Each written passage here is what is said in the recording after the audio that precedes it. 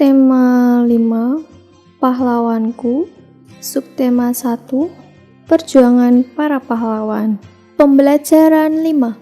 Pada akhir masa kerajaan Hindu-Buddha, muncullah tokoh-tokoh yang membawa kejayaan kerajaan Majapahit. Kerajaan Majapahit dikenal sebagai salah satu kerajaan terbesar di Nusantara. Siapakah mereka?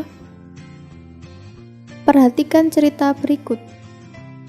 Gajah Mada adalah seorang panglima perang dan tokoh yang sangat berpengaruh pada zaman kerajaan Majapahit. Saat remaja, ia merupakan seorang pemuda yang mempunyai keahlian bela diri yang sangat hebat serta berilmu tinggi.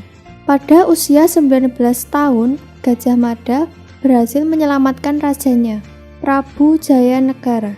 Oleh karena kecakapannya, pada tahun 1319 ia diangkat sebagai Patih Kahuripan. 2 tahun kemudian ia diangkat sebagai Patih Kediri. Pada tahun 1329, Patih Majapahit yang bernama Aryo Tadah menunjuk Gajah Mada untuk menggantikan dirinya. Gajah Mada menolak penunjukan itu karena ingin membuktikan pengabdiannya terlebih dahulu kepada kerajaan Majapahit, yaitu menghentikan pemberontakan Keta dan Sadeng. Gajah Mada akhirnya diangkat sebagai Patih Majapahit pada tahun 1334.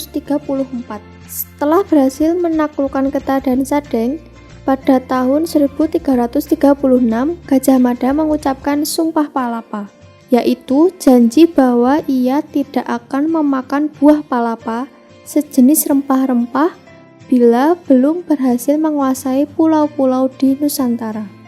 Perjuangan Gajah Mada mencapai puncaknya pada zaman pemerintahan Prabu Hayam Wuruk 1350 sampai 1389. Pada masa itulah Majapahit mencapai keemasannya. Dari kitab Negara Kertagama dapat diketahui bahwa daerah kekuasaan Majapahit hampir sama luasnya dengan wilayah Indonesia yang sekarang.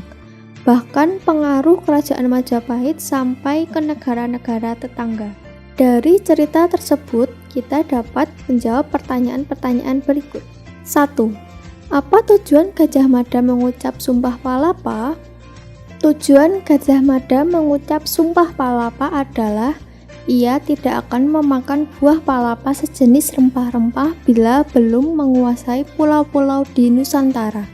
2. Apa yang diperjuangkan Gajah Mada? Yang diperjuangkan Gajah Mada adalah menghentikan pemberontakan Keta dan Sadeng dan menguasai pulau-pulau di Nusantara. 3. Hal baik apa yang dapat kita contoh dari sikap Gajah Mada?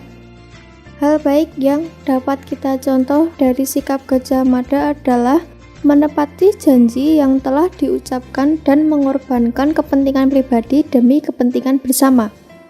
Perjuangan Gajah Mada sampai saat ini tetap dikenang.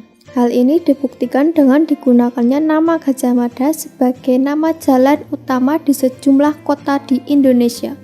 Kebesaran nama dan kejayaan Majapahit pun dapat pula dilihat dari peninggalannya berupa candi. Kemegahan dan kebesaran kompleks Candi Panataran membuktikan para tokoh pada masa kerajaan Majapahit. Candi Panataran dibangun pada masa kerajaan Kediri dan dipergunakan pada masa kerajaan Majapahit.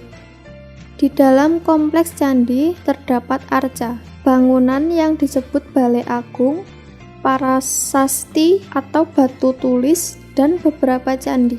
Candi-candi itu diantaranya Candi Naga yang berukuran lebar 4,83 meter, panjang 6,57 meter, dan tinggi 4,70 meter. Selain itu, terdapat candi yang dianggap paling suci, yaitu Candi Induk. Candi Induk terdiri atas 3 tersa bersusun dengan tinggi seluruhnya 7,19 meter. Gajah Mada adalah tokoh yang memiliki jiwa kepahlawanan yang luar biasa. Tokoh yang pantang menyerah dan tak pernah gentar.